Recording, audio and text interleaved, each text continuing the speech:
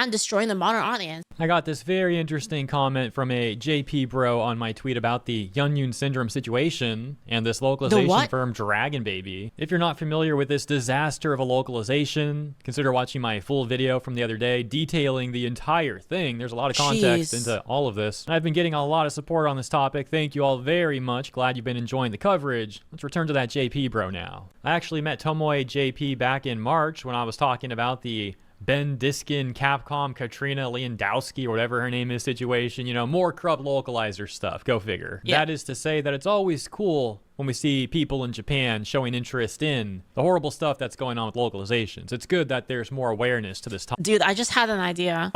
And so here's what he sent to me on April 25th. Developers, anime and manga publishers, and the Japanese government are all aware of this issue. Some game development companies are using AI to reverse translate translated text and correct poor translations.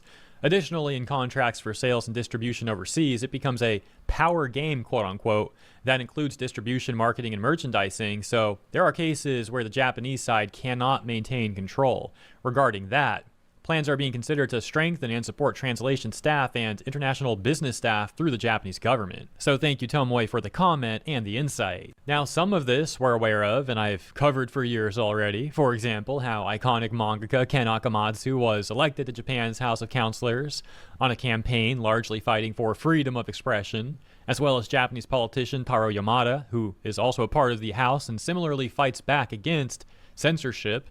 More recently, there's of course also been Zenko Kurishita from the Tokyo Metro Assembly, who's become very active on social media looking into issues with EN localizers and global organizations that have openly advocated for authoritarian censorship policies. For example, the Australian feminist organization Collective Shout. But as Tomoe pointed out, the number of Japanese politicians, creatives, and Japanese people in general becoming aware of all of these issues is only increasing. To put it simply, this is a big dub.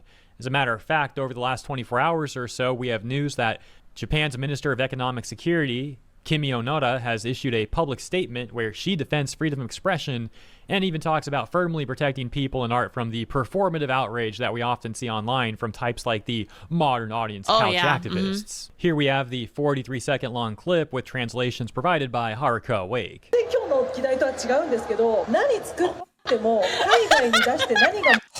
It's gonna be so good. It's gonna be so good. 守り抜くっていう姿勢を見せることかなって思っていて、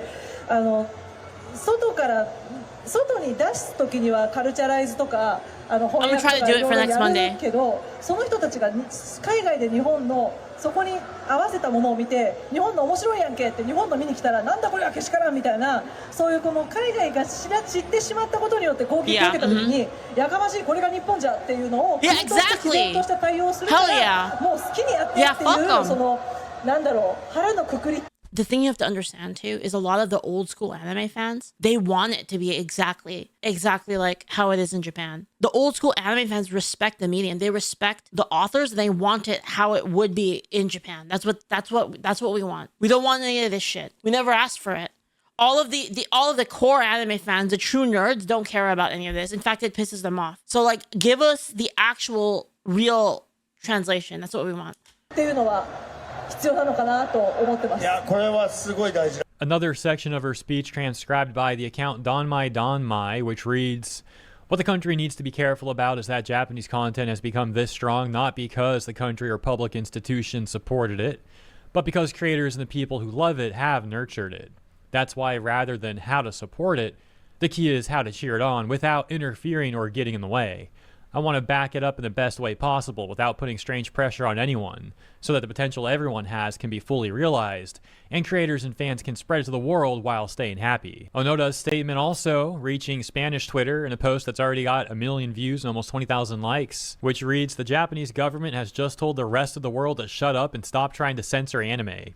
During the Nico convention, Minister Kimi Onoda declared that the global success of otaku culture is due to the passion of its creators and fans, not the politicians. For that reason, she promised zero interference in creative freedom and guaranteed that the state will defend authors against any complaints or foreign pressure. Good. Japanese users responding to the tweet with messages such as, "To all anime and manga fans around the world, isn't it wonderful?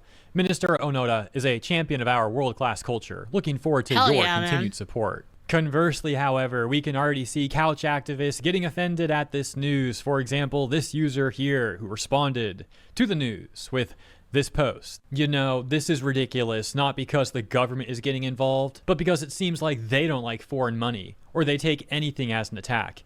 Yeah, there are crazy people out there, but seriously? Do they want to act like little kids who can't be told anything? Wait, what? It's quite amusing how that person is actually the one acting immaturely, but as usual, couch activists have zero self-awareness. Freaking finally, man. Mambo.